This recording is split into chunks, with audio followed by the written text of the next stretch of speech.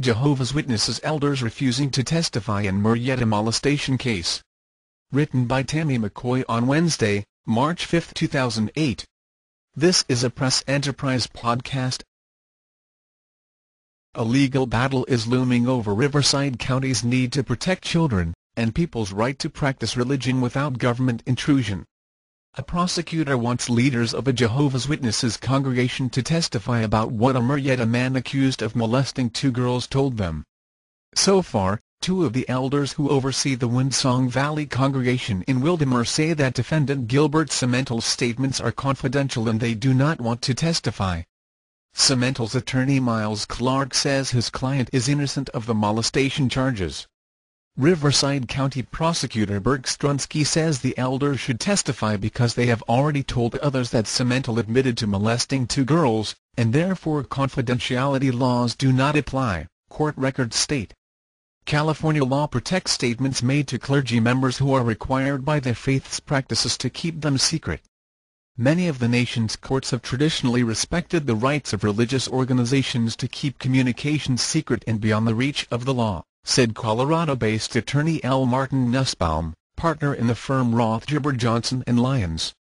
This protection encourages people to confide in their spiritual leaders, said Nussbaum, who is co-chairman of his firm's religious institution group. Lawyers who bring suits against religious groups often say the law's penitent clergy privilege is used to conceal evidence in child sex abuse cases. Religious organizations have used and abused the privilege to protect themselves from liability and responsibility, said Minnesota-based attorney Jeff Anderson, who seeks redress for his clients. Religious groups argue the privilege covers internal communications and communications with their members.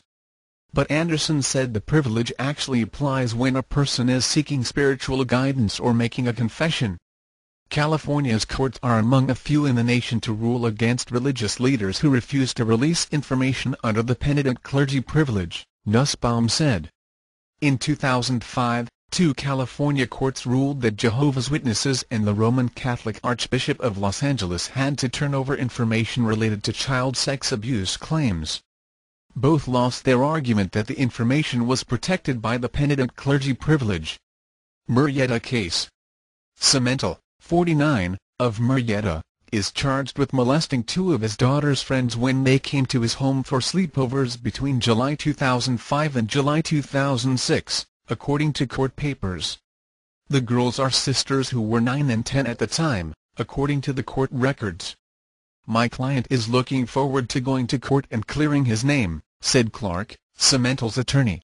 He knows the allegations are false. Cemental is free on $1 million bail following his arrest in 2006. Cemental's wife filed for legal separation from him in 2007. A Marietta school principal called police after the girl's mother said she did not want Cemental near her daughters, according to court records. One of Cemental's two daughters attends the same school, court records show. Cemental faces 30 years to life in prison if convicted. His trial has not begun. He is due in court Thursday. Strunsky, the prosecutor, argues in court papers that Cemental confessed in 2006 to the elders that he sexually abused the sisters. That summer the girls' parents went to congregation elders with the abuse claims and the elders oversaw a judicial committee, according to Strunsky. After the judicial committee, Elder Andrew Sine talked about Cemental's admissions with the girl's mother, according to Strunsky. Sine and Elder John Vaughn, who declined to comment for this story, argue in court papers that whatever was said during a judicial committee falls under the penitent clergy privilege. Denying the Jehovah's Witnesses the benefits of the clergy penitent privilege because their pastoral practices are different from other religions is unconstitutional, the elders argued in court papers.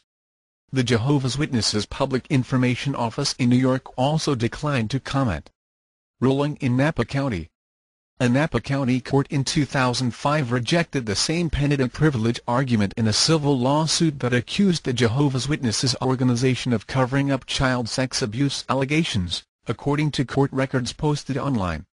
Statements by a man accused of child molestation to elders during a judicial committee are not covered by the penitent clergy privilege, because the committee was not required by the organization's practices to keep the statements a secret, according to Judge Raymond Gaudani's decision. The committee had to share information about potential child molestation cases with its headquarters, the ruling said. A non-public database is kept of Jehovah's Witnesses who elders determine have committed acts of child molestation, said Bill Bowen, a vocal critic and former Jehovah's Witnesses elder who was expelled in 2002. Bowen said he was expelled for causing divisions after he brought to light victims of abuse who said they were silenced by the organization's policy. He created Silent Lambs, a website described as devoted to giving abuse survivors a voice. Bowen said the Napa County case was one of 9 settled in 2007. A statement on the Jehovah's Witnesses' own website reads, "We do not condone or protect child molesters." During the last 100 years, only 11 elders have been sued for child abuse in 13 lawsuits filed in the United States. The Jehovah's Witnesses and the Roman Catholic Church are not the only religious groups to be sued and accused of concealing child sexual abuse. Similar lawsuits have been filed against other religious organizations across the nation.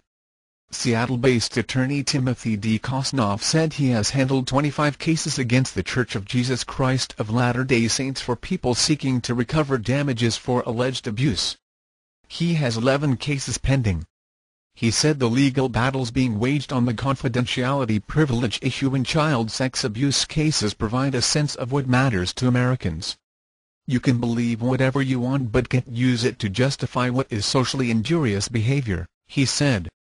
If society believes it's okay to have valuable evidence suppressed, if they are willing to have the truth-seeking process compromised, well, that is a judgment society has made. Nussbaum said ultimately these legal battles are over a person's right to confide in a member of the clergy. It's important for people to have folks they can speak to in an absolutely privileged manner so they can have the comfort of that counseling relationship, he said. That is at issue. Reach Tammy McCoy at 951-375-3729 or tmccoy@p.com. This has been a Press Enterprise podcast.